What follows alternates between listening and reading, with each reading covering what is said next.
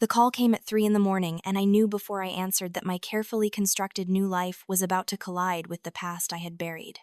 My mother's voice cracked through the speaker, ragged and desperate in a way I had never heard before. "Madison, please. We have nothing left. No home, no friends, nowhere to go. You have to help us." I stood in my tiny kitchen phone pressed to my ear, looking at the drawing Tyler had taped to the refrigerator that morning. A crayon family, just him and me, holding hands under a bright yellow Sunday. My hand didn't shake as I spoke the words I had rehearsed 1,000 times in my head. "No, I don't have to do anything for you. Not anymore." Before we go further into how I got here, if this story resonates with you, please hit that like button, subscribe to hear more stories of survival and transformation, and drop a comment below sharing your own experiences with setting boundaries. Your support means everything. Let me take you back to where it all started, to the night that changed everything. It was a Thursday, I remember, because Thursdays were always my longest shifts at the bakery. I had been up since 4 that morning, kneading dough with hands that had long stopped feeling the burns from the ovens. The smell of sugar and bleach clung to my clothes, my hair, my skin.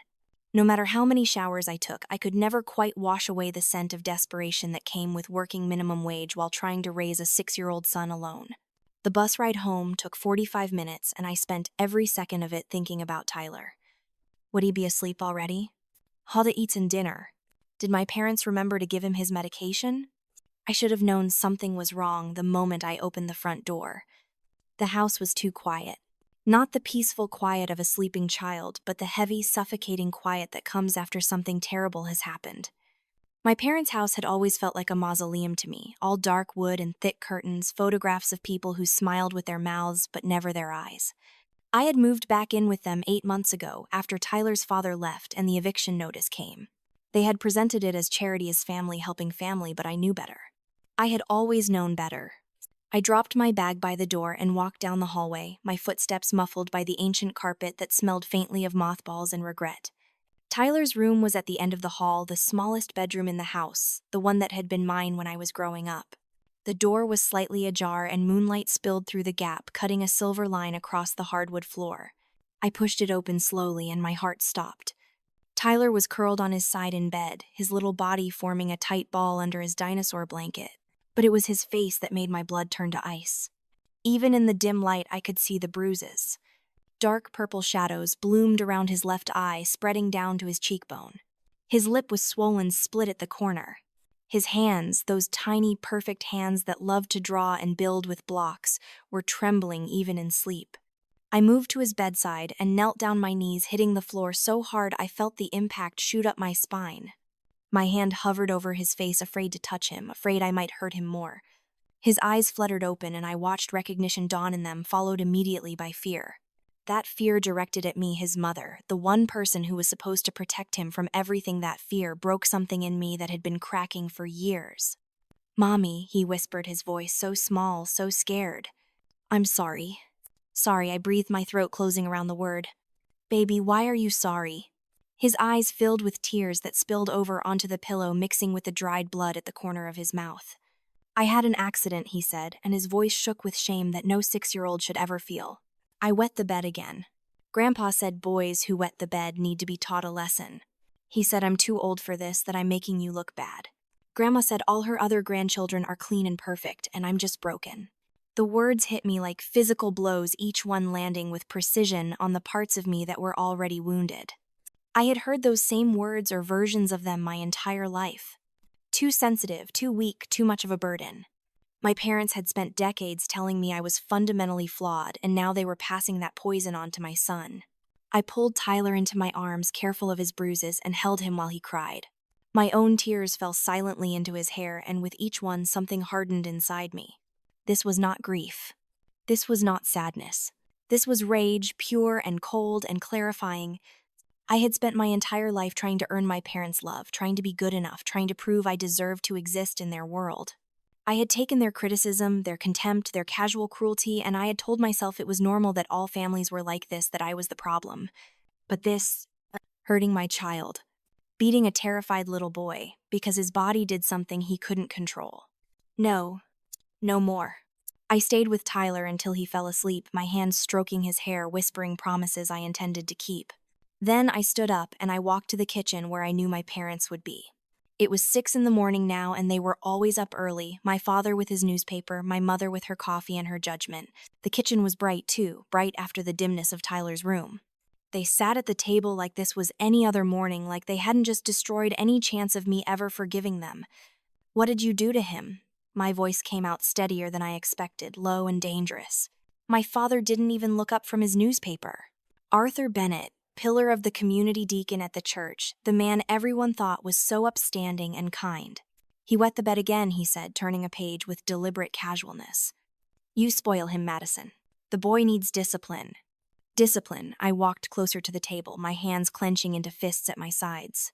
"You call beating a sleeping child discipline?" My mother Martha set down her coffee cup with a delicate clink.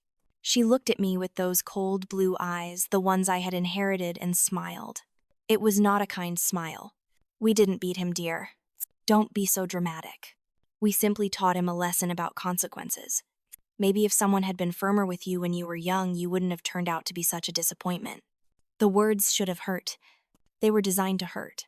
But something in me had shifted during that long night sitting by Tyler's bed, and now they just bounced off the armor I was building.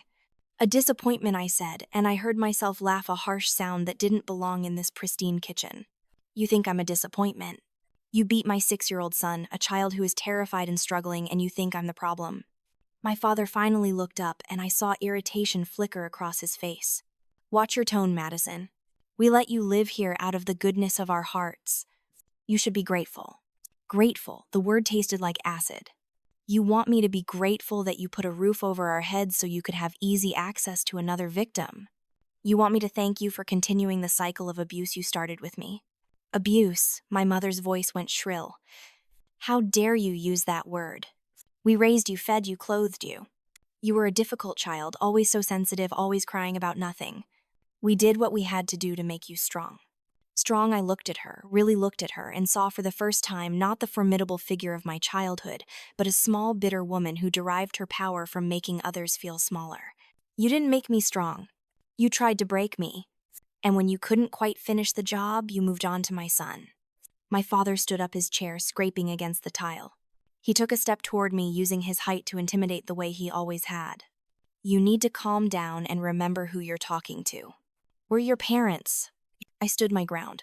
"No," I said quietly. "Parents protect their children. Parents love their children. You too. You're just two broken people who never learned that hurt people don't have to hurt people."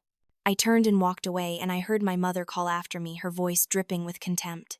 "Where do you think you're going? You can't make it on your own. You never could. You'll be back just like always." But she was wrong. I spent the next week planning in silence. Every night after my shift, after I had put Tyler to bed and made sure he felt safe, I sat at the tiny desk in my room and wrote everything down. Every slap, every cruel comment, every time they had locked me in the basement for being too loud, every meal withheld as punishment, every time they had told me I was worthless. The memories came flooding back, things I had buried so deep I thought they were gone. I wrote about the time my father had broken my wrist when I was 8, and told the hospital I had fallen down the stairs. I wrote about my mother forcing me to stand in the corner for hours, sometimes days, because I had dared to disagree with her. I wrote about the isolation, the constant criticism, the way they had systematically destroyed my self-esteem from the moment I could form coherent thoughts. And I wrote about Tyler. The bruises, the fear in his eyes, the way he flinched when my father raised his voice, the way my mother looked at him with such obvious disdain, like he was something dirty that had contaminated her perfect house. I documented everything with dates, times, details. I took photographs of Tyler's injuries. I recorded conversations on my phone. I built a case. I called Claire on the 3rd night. Claire Richardson, my best friend since high school, the one person who had never stopped believing in me even when I stopped believing in myself. She was a paralegal now, working at a law firm downtown, and she had been warning me about my parents for years. "Mads," she said when she answered, and I could hear the concern in her voice. "What's wrong?" "You were right," I told her. "About everything. They hurt Tyler, Claire. They beat him and they're not sorry. They think they were justified." The silence on the other end of the line stretched for so long I thought the call had dropped. Then Claire's voice came back hard and determined. "Okay, here's what we're going to do." She helped me find resources I didn't know existed. shelters, legal aid, therapy services, support groups. She connected me with a family lawyer who worked pro bono for domestic violence cases. Yes, she assured me what my parents had done to Tyler counted as domestic violence. Yes, I had options. Yes, I could leave. Together, we created an escape plan. I opened a new bank account at a different bank, one my parents couldn't access. I started moving money little by little, $20 here, $50 there, amount small enough they wouldn't notice. I packed bags and hid them in Claire's car. I contacted my manager at the bakery and arranged a transfer to a location 2 towns over. I did all of this in secret, smiling at my parents over breakfast, thanking them politely for their generosity, playing the role of the compliant daughter while I plotted my escape. The hardest part was pretending everything was normal around Tyler. He had started having nightmares, waking up screaming 3 or 4 times a night. He stopped drawing his pictures. He stopped laughing. He moved through the house like a ghost, trying to be invisible, trying not to provoke my parents' anger. Every day I watched him shrink a little more, and every day my resolve hardened. I would not let them destroy him the way they had almost destroyed me. 2 weeks after that terrible morning, my mother asked me to leave Tyler with them while I went to work. "You know we take good care of him," she said, and the gaslighting was so blatant I almost laughed. "He'll be fine with us for one day." I smiled at her, the same false smile she had given me my entire life. "Actually," I said pleasantly, "this is the last day you'll see either of us." She laughed, actually laughed. "Oh, Madison, you say that at least once a month. You always come crawling back.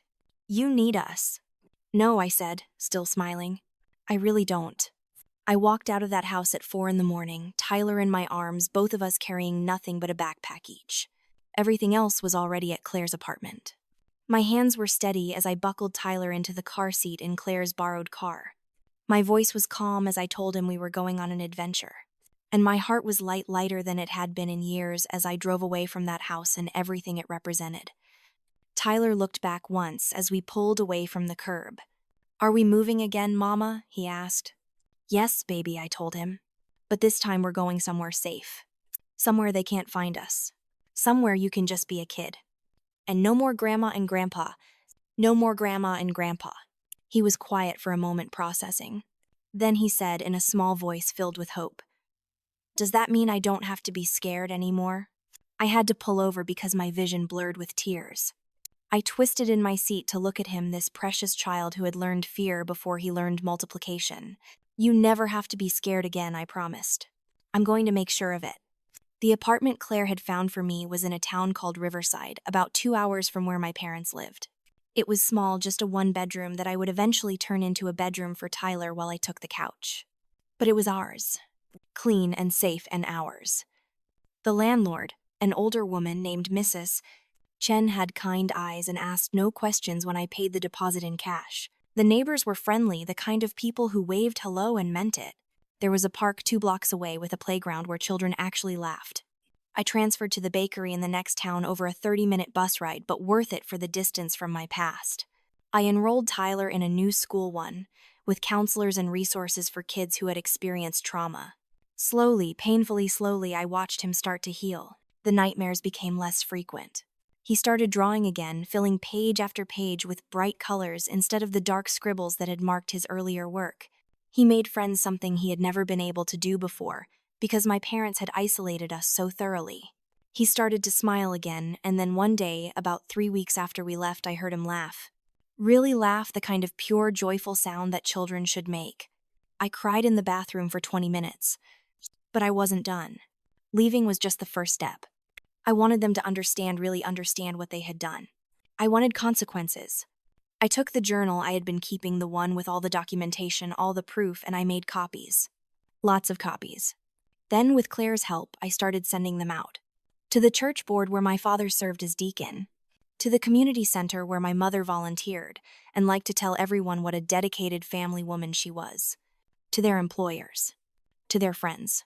To every person and organization they had ever used to build their facade of respectability. Each package contained a detailed account of years of abuse backed up by photographs, medical records. Claire had helped me obtain statements from people who had witnessed things over the years but had been too afraid or too indifferent to speak up. I didn't editorialize. I didn't need to. I just presented the facts and let people draw their own conclusions. This is what Arthur and Martha Bennett did to their daughter for 18 years. This is what they did to their grandson. This is who they really are behind the smile and the church attendance and the charity work. I ended each letter the same way I am sharing this, not for revenge, but so that what happened to me and my son never happens to another child in their orbit. Abusers count on silence. I refused to be silent anymore. The response was swift and more devastating than I had anticipated. Within a week, my phone started ringing with calls from a number I had blocked, but that still showed up as missed calls. Voicemails from my mother, her voice climbing from angry to desperate. "How dare you," the first one said. "How dare you air our private family business? You're lying about us and everyone will see through it." But by the third voicemail, the tone had changed. "Madison, please. People are believing you. We've lost our positions at church. Your father's boss called him in for a meeting. You need to fix this." I didn't fix it. I didn't return the calls. I blocked the number again, then blocked it on every platform I could think of. But the messages kept finding ways through getting more desperate. Friends of my parents would call me people I barely remembered from childhood, telling me I was ruining good people's lives over a misunderstanding that I needed to forgive and forget that family was family. I told each of them the same thing: good people don't beat children. If you think they do, then we have very different definitions of good, and this conversation is over. Some people believed me. More than I expected, actually. Other parents who had noticed things over the years but hadn't wanted to get involved. Teachers who remembered me as a quiet, anxious child who always had an excuse for mysterious injuries. Neighbors who had heard shouting through the walls. The truth, once released, had a way of confirming suspicions people had been too polite to voice. Within a month, my parents had lost almost everything that mattered to them. Dad was forced to resign from the church board. Mom was asked to step down from all her volunteer positions. Their friends stopped inviting them to dinner parties. People crossed the street to avoid talking to them. Their perfect reputation, the one they had built on the foundation of my suffering, crumbled. And I felt nothing. No satisfaction, no guilt, no regret. Just a calm sense that the scales had finally balanced. They had taught me that actions have consequences. They had drilled that lesson into me with their fists and their words and their calculated cruelty. I had simply applied their own teaching. 3 months passed. 3 months of peace, of watching Tyler blossom, of learning how to exist without constantly waiting for the other shoe to drop. I got a job at a small coffee shop in Riverside, one that paid better than the bakery, and had owners who actually seemed to care about their employees. The manager, a woman in her 50s named Diane, had a grandson Tyler's age, and they became fast friends. Sometimes Tyler would sit in the window booth of the coffee shop after school doing his homework or drawing pictures while I worked. Those moments felt surreal, almost too good to be true. Was this what normal people felt like? Was this what safety felt like? It was on one of those peaceful afternoons that everything came crashing back. I was wiping down tables, chatting with Diane about maybe picking up a few extra shifts when I saw the car through the window. A silver sedan, old and worn with a dent in the front bumper, that I remembered from childhood. My father's car. My heart stopped, then kicked into overdrive, adrenaline flooding my system. They had found us. I watched as both my parents got out of the car. They looked different, smaller somehow. My father's suit was rumpled, his tie slightly askew. My mother's hair, usually perfectly styled, was pulled back in a messy ponytail. They looked like people who had been beaten down by life, and I felt a flicker of something that might have been pity if it weren't immediately drowned out by the memory of Tyler's bruised face. I walked outside before they could come in, before they could contaminate the safe space I had built. Tyler was still visible through the window, absorbed in coloring a picture of a sunrise. He hadn't seen them yet. "What are you doing here?" I asked, keeping my voice level. "How did you find us?" My mother spoke first, and I was shocked to hear her voice crack. "Madison, please. We need to talk to you." "No," I said. "You don't get to need anything from me anymore. You need to leave." We lost everything, my father said, and there was something desperate in his voice I had never heard before. "The house, both our jobs, all our friends. We have nowhere to go. We thought maybe since you're doing well now, you could help us find our feet." I stared at them, these two people who had once seemed so powerful, so untouchable. They were just people, flawed and small and scared. But that didn't erase what they had done. "Help you," I repeated slowly. "You want me to help you after what you did to Tyler? After what you did to me for 18 years? We were trying to teach you responsibility," my mother said, and even now, even in her desperation, she couldn't admit the truth. "We were trying to make you strong. Yes, we were hard on you, but that's what parents do. You've blown everything out of proportion. Out of proportion, my voice rose despite my efforts to stay calm. You broke my wrist when I was 8. You locked me in the basement for hours. You beat my son and told him he was broken. That's not discipline. That's abuse. That's cruelty. We're still your parents, my father said, and he tried to use that authoritative tone that had once made me shrink. You owe us respect. You owe us help. I owe you nothing, I said, and the words felt like freedom. You want respect. You should have shown me respect. You want help. You should have helped me instead of hurting me. You taught me that actions have consequences. Congratulations. You're experiencing those consequences now. My mother started to cry, and I recognized the tears for what they were. Not remorse. Not genuine sadness. Just frustration that her manipulation tactics were no longer working. Please, Madison. We made mistakes, but we're family. You can't just abandon us. You abandoned me the first time you raised your hand to me, I told her. You abandoned Tyler the night you beat him for something he couldn't control. I'm not abandoning you. I'm protecting myself and my son from people who hurt us. There's a difference. So, what, you're just going to let us suffer? My father asked. You're going to watch us lose everything and do nothing. Yes, I said simply. The same way you watched me suffer and did nothing. The same way you would have kept hurting Tyler if I hadn't stopped you. You're reaping what you sowed. You're vindictive, my mother spat, her tears drying instantly as anger took over. You always were. So sensitive, so quick to hold grudges. No, I said. I'm not vindictive. I'm protective. There's a difference. And if being protective of my son makes me vindictive in your eyes, then I'll wear that label proudly. Tyler had noticed the commotion by now. I could see him at the window, his face pressed against the glass, his eyes wide. He looked scared, and that fear made my decision easier. I turned away from my parents and walked back toward the coffee shop. Don't come back here, I said over my shoulder. Don't try to contact us. If I see you again, I'm filing for a restraining order. Actually, I'm filing for one anyway. My lawyer will be in touch. Madison, my father called out, his voice breaking. Please. I kept walking. I walked through the door straight to Tyler and picked him up, even though he was getting too big for me to carry easily. He wrapped his arms around my neck and I felt him trembling. Was that Grandma and Grandpa? He whispered. Yes, I said, carrying him to the back room where Diane was already making hot chocolate, bless her. But they're leaving now. They won't bother us anymore. Are they mad at us? Probably, I said honestly. But that's okay. Sometimes people get mad when you set boundaries. That doesn't mean the boundaries are wrong. I don't want to see them again, Tyler said, his voice small but firm. You don't have to, I promised. Never again if you don't want to. I don't want to. Then you won't. We sat in the back room until Diane told me through the door that they had driven away. Tyler drank his hot chocolate and I held him, and I thought about how far we had come. From that terrible night 3 months ago to this moment where we could acknowledge the threat and know we were safe from it. That was growth. That was healing. That night after I put Tyler to bed and he fell asleep without nightmares for the first time in weeks, I sat on the couch with a cup of tea and thought about everything that had happened. Claire called to check in as she did every few days. I heard they found you, she said without preamble. News travels fast. Small towns. Diane called me. Are you okay? Yeah, I said, and I was surprised to realize I meant it. I'm actually okay. I thought seeing them would break me, but it didn't. I just felt sorry for them, and then I felt nothing. Is that weird? That's called healing, Claire said gently. That's what happens when you set boundaries and stick to them. You stop letting them live rent-free in your head. They wanted me to help them, I told her. They've lost everything, and they wanted me to fix it for them. Of course they did. That's what abusers do. They break you down and then demand you build them back up. I said no. Good.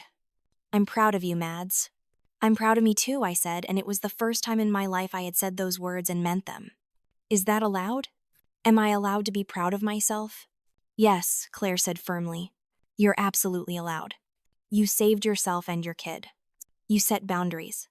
You held abusers accountable. You built a new life from nothing. Hell yes, you should be proud. After we hung up, I walked to the bathroom and looked at myself in the mirror. Really looked, not the quick glance I usually did to make sure I was presentable. I saw a woman with tired eyes but a straight spine. I saw hands that were scarred from bakery burns but steady. I saw a face that had learned to smile again. I wasn't the broken girl my parents had tried to create. I was something they had never expected me to be. I was strong, but not in the way they had meant. I was strong because I had learned that real strength wasn't about enduring pain. It was about refusing to let pain define me. The next few weeks passed quietly. True to my word, I filed for a restraining order and Claire helped me navigate the legal process. It was easier than I expected. The documented abuse, the photographs, the statements from Tyler's school counselor, it all painted a clear picture. The judge granted the order without hesitation and added a clause that if my parents violated it, they would face criminal charges. I felt the last piece of the puzzle click into place. They couldn't hurt us anymore. Legally, physically, emotionally, they were out of our lives. Tyler started to truly thrive. His teacher called me in for a conference, and I walked in expecting bad news because that's what conferences had always meant in my life. Instead, she smiled and told me that Tyler had shown remarkable improvement. He was participating in class, making friends, his grades were excellent. Whatever you're doing at home, she said, keep doing it. He's a different child than he was 3 months ago. We left a bad situation, I told her, because I had learned that honesty was less exhausting than lying. We're building something better. It shows, she said. He talks about you all the time. He's very proud of his mom. I cried in the car for 10 minutes before driving home. Tyler was proud of me. That thought kept circling in my head, filling up all the empty spaces where shame and fear used to live. My son was proud of me, not because I had suffered in silence, not because I had endured, but because I had fought back, because I had protected him, because I had shown him that it was possible to break free from toxicity and build something healthy and good. I started going to therapy myself, something I should have done years ago. My therapist, Dr. Sarah Kim, helped me understand that what I had experienced wasn't just strict parenting or a difficult childhood. It was systematic abuse designed to destroy my sense of self-worth. She helped me see the patterns, the gaslighting, the manipulation. She helped me understand that setting boundaries wasn't cruel, it was necessary. That choosing myself and my son wasn't selfish, it was survival. Week by week, session by session, I felt myself becoming more solid, more real, less like a ghost haunting my own life. Claire came to visit one weekend, bearing pizza and wine and an enormous teddy bear for Tyler. We sat on my tiny balcony after Tyler went to bed, looking out at the lights of Riverside, and she asked me the question I had been waiting for. Do you ever regret it? Any of it? I thought about it carefully before answering. No, I said finally. I regret that it had to happen. I regret that Tyler was hurt. I regret that I didn't leave sooner, that I wasted so many years trying to earn love from people who were incapable of giving it. But do I regret leaving? Do I regret exposing them? Do I regret setting boundaries? No, not for a second. What if they show up again? Then I call the police. The restraining order is clear. If they violate it, there are consequences. And honestly, I don't think they will. They're not brave enough to face real consequences. They only hurt people they know won't fight back. You fought back, Claire said softly. I fought back, I agreed. And I won. 6 months after we left, Tyler and I planted a small garden in the shared backyard of our apartment building. Mrs. Chen, our landlord, had given us permission and even donated some seeds. Tyler chose tomatoes, strawberries, and sunflowers. We dug in the dirt together, his small hands next to my larger ones, and I thought about growth and roots and new beginnings. This garden would take time to flourish. We would have to water it, tend it, protect it from pests and harsh weather. But if we did the work, it would give us something beautiful. Just like us. One evening, as we were watering the seedlings that had just started to sprout, Tyler looked up at me and asked, Mom, are you happy now? It was such a simple question, but it hit me like a freight train. When was the last time anyone had asked me if I was happy? When was the last time I had even considered my own happiness? I knelt down beside him, our eyes level, and I smiled. Yes, baby. I'm happy. Are you? He nodded, his face serious in that way children get when they're trying to express something important. I'm not scared anymore, he said. I used to be scared all the time. But now I'm just happy. We're safe here, right? We're safe, I promised. No one is going to hurt you here. And if anyone tries, I will stop them. That's my job.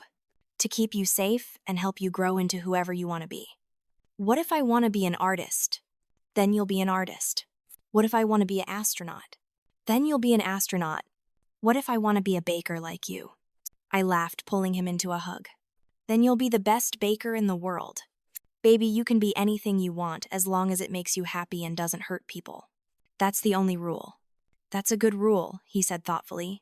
Grandma and Grandpa didn't follow that rule. No, I said carefully. They didn't. I don't think I want to be like them. You won't be, I assured him. Because you know what real love looks like now. Real love doesn't hurt. Real love doesn't make you scared. Real love makes you feel safe enough to be yourself. He hugged me tighter, and we stayed like that for a long time, kneeling in the dirt next to our tiny garden, the evening sun warm on our backs. This was peace. This was what we had been fighting for. Not revenge, not vindication, but this simple moment of safety and love and the promise of growth.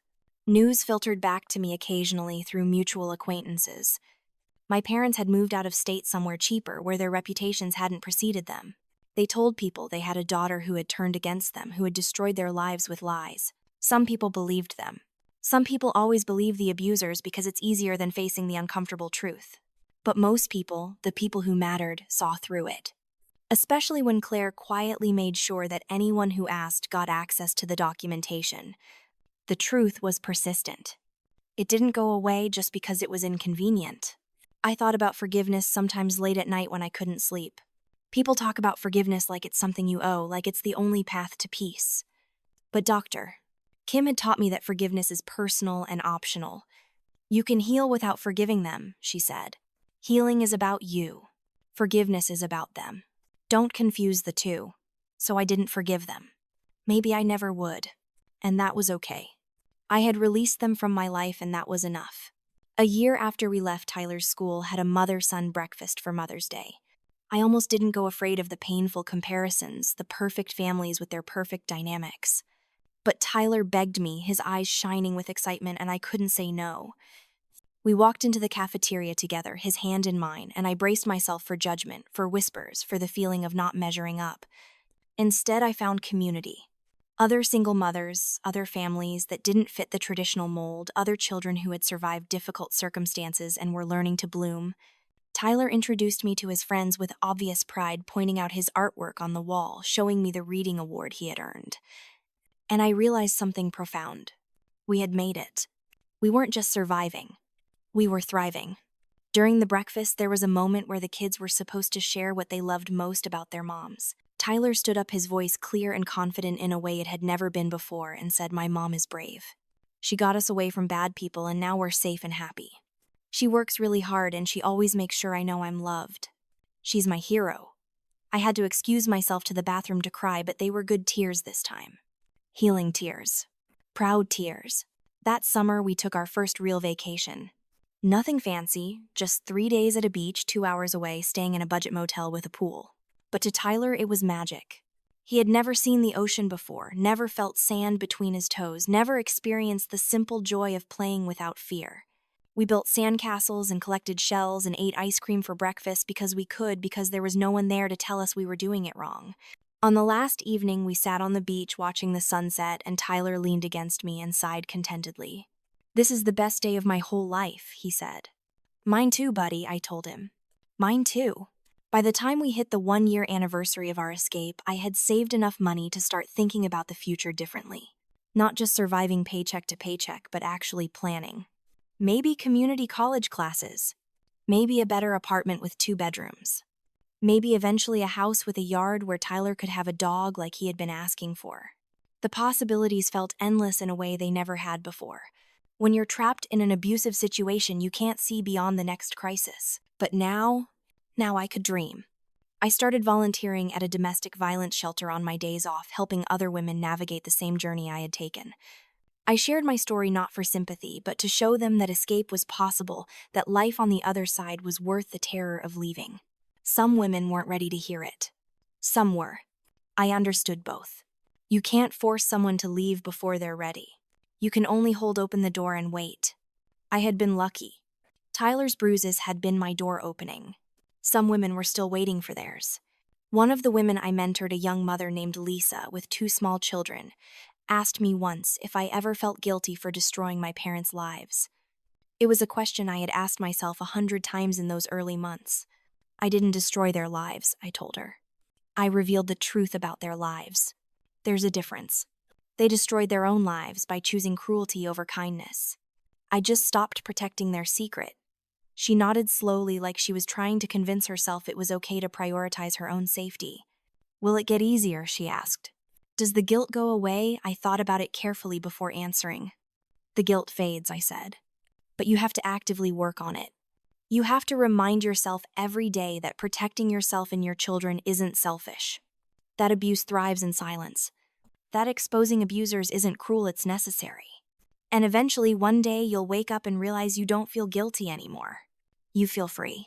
Tyler started second grade that fall, and with Dr. Kim's encouragement, I enrolled in an online business management course. It was just one class, but it felt like possibility.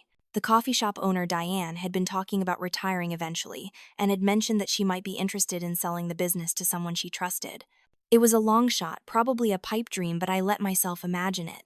Me owning my own business, providing a safe, warm place for the community, giving Tyler stability and a legacy.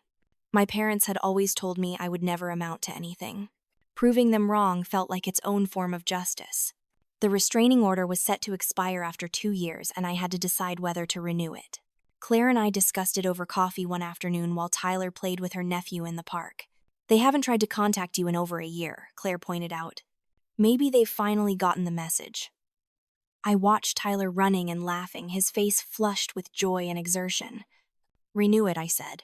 Even if they never try to contact us again, I want that legal barrier in place. For my peace of mind. For Tyler's safety, Claire nodded. I'll file the paperwork tomorrow. The judge granted the renewal without hesitation. My parents didn't even show up to contest it.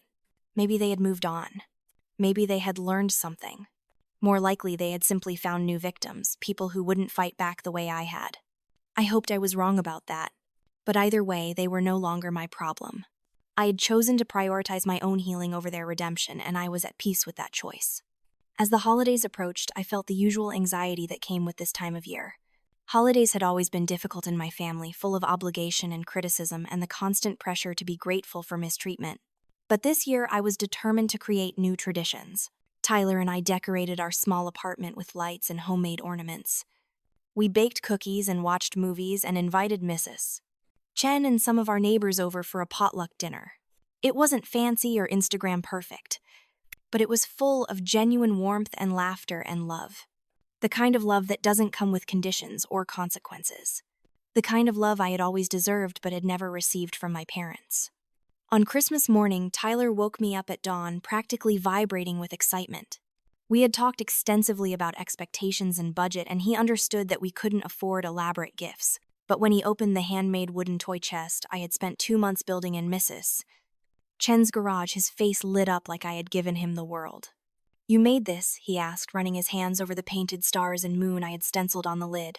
You made this for me, I nodded, my throat tight with emotion. I wanted you to have something special. Something made with love. He threw his arms around me and whispered, this is better than anything from a store. This is the best present ever. In that moment, I knew we had won. Not against my parents, but against the legacy they had tried to pass down. We had broken the cycle. We had chosen love over fear, kindness over cruelty, healing over hurt. The second year in Riverside brought new challenges and new growth. Tyler joined the school soccer team and discovered a passion for running. I completed 3 business courses and started seriously planning for the possibility of buying the coffee shop. We adopted a senior cat from the local shelter, a grumpy orange tabby Tyler named Sunset. Life wasn't perfect. There were still hard days, moments when old traumas surfaced unexpectedly, nights when I lay awake wondering if I had done enough, been enough, protected enough. But those moments became less frequent as time passed. They became manageable. And most importantly, they no longer defined us. I ran into someone from my hometown once about 18 months after we left. A woman I had gone to high school with, someone who had known my parents. She recognized me in the grocery store and approached cautiously. Madison, she said. I heard about what happened. With your parents? I tensed, waiting for judgment for the defense of my parents that so many people had offered. Instead, she said, I wanted to tell you that I believe you. I always thought something was off in your house. The way you were so quiet, so scared all the time. I'm sorry I didn't say anything back then. But I'm glad you got out. I'm glad you're protecting your son. She paused, then added, you were always stronger than they wanted you to believe you were. I cried in the parking lot after that encounter, but they were healing tears. Validation from unexpected sources, confirmation that I hadn't imagined the abuse, that other people had seen it too. That I wasn't crazy or vindictive or ungrateful. I was just someone who had survived and had chosen to thrive. By the time Tyler turned 8, 2 full years after our escape, I had saved enough for a down payment on the coffee shop. Diane was ready to retire and spend time with her grandchildren, and she offered me a payment plan I could actually afford. The day I signed the papers, Claire brought champagne and Tyler drew a picture of the shop with a banner that said Mom's Place. We hung it behind the counter and it stayed there. My place. Our place. Something I had built from nothing. Something that couldn't be taken away by anyone else's cruelty or control. I renamed it Sunrise Cafe after Tyler's favorite thing to draw. A symbol of new beginnings, of light after darkness, of hope after despair. Running the cafe was harder than I expected, but in a good way. The kind of hard that comes from building something rather than surviving something. I hired 2 part-time employees, both women who reminded me of myself 2 years earlier. Women who needed a fresh start, who needed someone to believe in them. I paid them fairly, treated them with respect, and created the kind of workplace I had always wished for. In return, they were loyal and hardworking and helped me build something beautiful. Tyler did his homework at the corner table every afternoon, chatting with regulars, occasionally helping bus tables or refill sugar containers. He was growing up surrounded by kindness and community, learning that work could be fulfilling rather than punishing. This was the legacy I wanted to give him. Not fear and pain, but resilience and hope. 3 years after we left, I got a letter. It was forwarded through several addresses, and I almost threw it away without opening it. But curiosity won. Inside was a single page, handwritten in my mother's careful script. It was not an apology. It was a justification, an explanation of how their financial situation had deteriorated, how they had tried to make amends with the community, but no one would listen, how they had been forced to move multiple times, how hard their lives had become. The last paragraph asked, almost demanded, that I help them, that I reconsider my stance, that I remember they were family. There was no acknowledgement of the abuse. No recognition of Tyler's trauma or my own. Just a litany of their suffering and an expectation that I would relieve it. I read it once, then I did something that felt incredibly powerful. I fed it into the shredder I kept in the cafe office. I watched it turn into thin strips of paper, meaningless and harmless, and I felt nothing. No anger, no guilt, no obligation. Just a quiet certainty that I had made the right choice. They would never change. They would never see themselves as anything but victims of my betrayal. And that was no longer my problem to solve. I wrote a response not to send, but for my own closure. I wrote it in my journal, the same one where I had documented the abuse years earlier. Dear Mother, it said, you taught me that actions have consequences. You taught me that cruelty begets cruelty, that pain begets pain. You taught me these lessons with your fists and your words and your systematic destruction of my self-worth. And then you taught them to my son.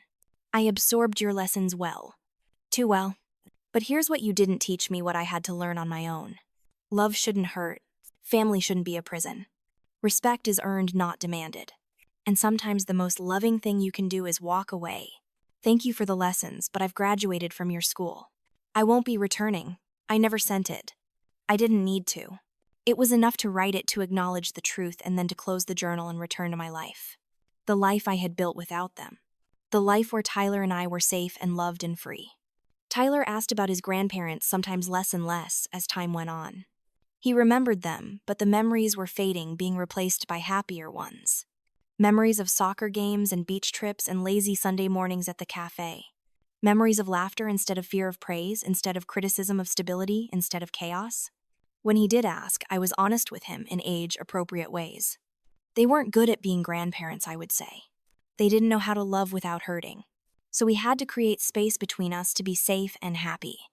He always accepted this explanation, nodding solemnly and then moving on to talk about something else. Something lighter, something that belonged to our new life instead of our old one. Doctor, Kim helped me understand that my parents had likely been abused themselves, that hurt people, that the cycle of trauma often spans generations. This information gave me context, but not obligation. Understanding why someone hurt you doesn't mean you have to let them keep hurting you.